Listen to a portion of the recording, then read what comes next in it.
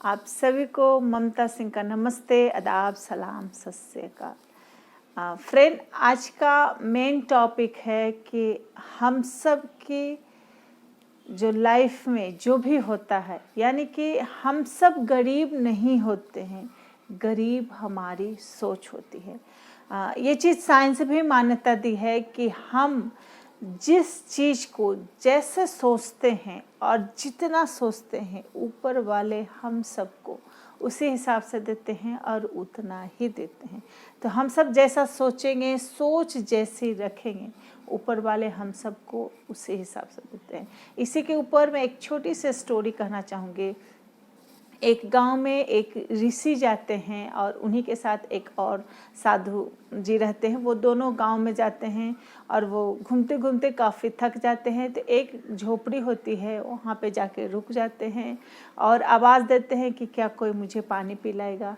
तो वहाँ से एक पति और पत्नी दोनों बाहर निकलते हैं और उस ऋषि मुनि को और साधु जी होते हैं उन दोनों को पानी पिलाते हैं, थोड़ी बातें करते हैं। उसके बाद वो ऋषि जी वहाँ से चले जाते हैं। फिर पूरे गांव में घूमते हैं, फिर वापस शाम को उसी घर भी जाते हैं और बोलते हैं कि क्या आज हम यहाँ पे रुक सकते हैं।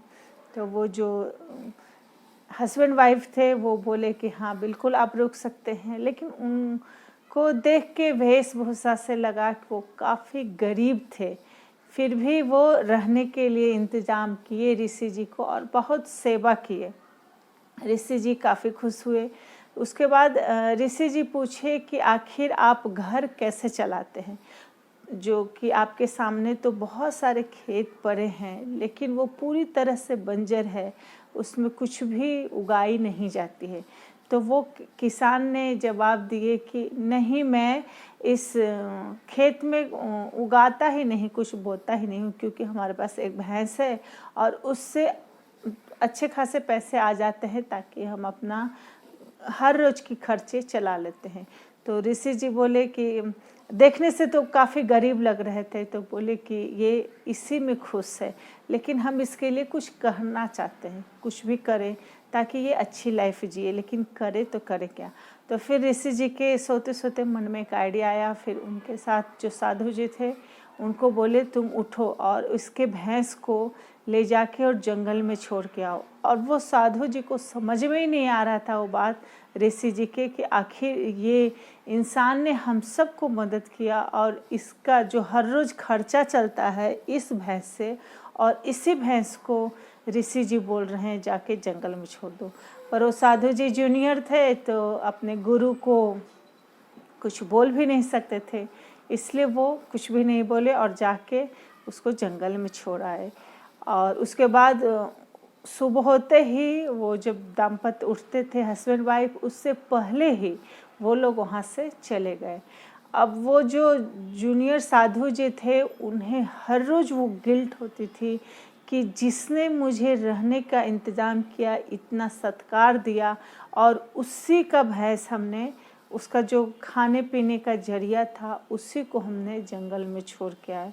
और वो हर रोज़ गिल्ट में रहते थे। ऐसे ही करते करते 5 साल बीत गए। फिर वो साधु जी बोले कि अब हम एक दिन ज़रूर उस दाम्पत्य के यहाँ जाएंगे और उससे पूछेंगे कि उसका क्या लाइफ है, हम देखना चाहते हैं और जो भी बन पाएगा हम उसे ज़रूर मदद करेंगे। फिर वो वही गांव में जाते हैं। फिर देखते हैं कि वो झोपड़ी से महल बन गया और वो लोग बहुत अच्छे लाइफ जी रहे हैं, यानी कि वो गांव में सबसे अमीर इंसान बन चुके थे। तो उन्हें वो बात समझ में ही नहीं आई कि आखिर उसके पास तो जो एक जरिया था पैसा आने का, हमने वो भी जंगल में छोड़ के आया था, तो लेकिन ये अमीर बना तो बना कैसा। फिर उस किसान से मिले, उसके बाद बात किए। फिर वो किसान ने बोला कि हमारे पास ये ज़मीन ढेर सारे थी, लेकिन हम इसको यूज ही नहीं कर रहे थे क्योंकि हमारे पास भैंस थी और उसी में हम खुश थे कि हमारा हर रोज़ का खर्चा चल जा रहा था, हम लोग अच्छे से जी रहे थे। हम सब का सोच ही वही बन गया था कि हमको इतने में ही लाइफ जीनी है। और उसके बाद जब भैंस मेरी चली गई तो हम सब काफ़ी परेशान हो गए, बहुत दिक्कत से कुछ दिन रहे, फिर समझ में नहीं आ रहा था करे तो क्या करें।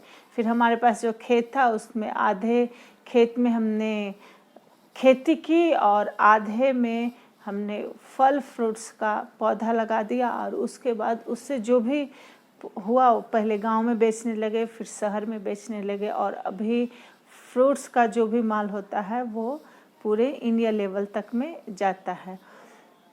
तो कहने का तात्पर्य है और इससे सीखने की ये चीज़ है कि हम सब को जो ऊपर वाले देते हैं और जो लाइफ जी रहे हैं उसी को हम लोग हकीकत मान लेते हैं और उसी को सच मान लेते हैं, और हम लोग को लगता है यही लाइफ हम सब का परफेक्ट है और इसी में रहना है। जैसे कि वो किसान कर रहा था, अगर उसके पास वो भैंस नहीं जाती थी तो आज तक वो गरीब ही रहता था। उसके पास व्यवस्था थे, खेती थी, लेकिन उसको यूज ही नहीं कर रहा था। उसी तरह हम सब का भी है, हम सब जिस जगह पे हैं उसी में कंफर्ट जोन में चले जाते हैं और उसी को लाइफ मानने लगते हैं और लगता है कि यही हमारी लाइफ है और इसी तरह जिएंगे। लेकिन ये हम सब की गलती है। हम सब जितना सोचेंगे, जैसे सोचेंगे, उसी हिसाब से काम करें। कहा भी जाता है कि हम सब गरीब आए हैं, ये हम सब की गलती नहीं है, लेकिन गरीब ही मर जाएं ये हम सब की गलती है। तो हम सब जैसा सोचेंगे वैसा ही हम सबको मिलती है। तो हम सबकी सोच हमेशा बड़ा रखना चाहिए, सपने बड़े रखने चाहिए। जितने बड़े सपने होंगे उतनी ही बड़ी हम सबकी कामयाबी होगी। फिर जब बड़े सपने होंगे ना तो छोटे छोटे जो परेशानी आती है वो परेशानी हम सब भूल जाते हैं और उस सपने के पीछे भागने लगते। तो इसलिए सपना बहुत ही बड़ा होना चाहिए। तो थैंक यू सो मच। अगर आपको इस वीडियो लगा कि अच्छा है तो आप इसे ज़रूर लाइक करेंगे।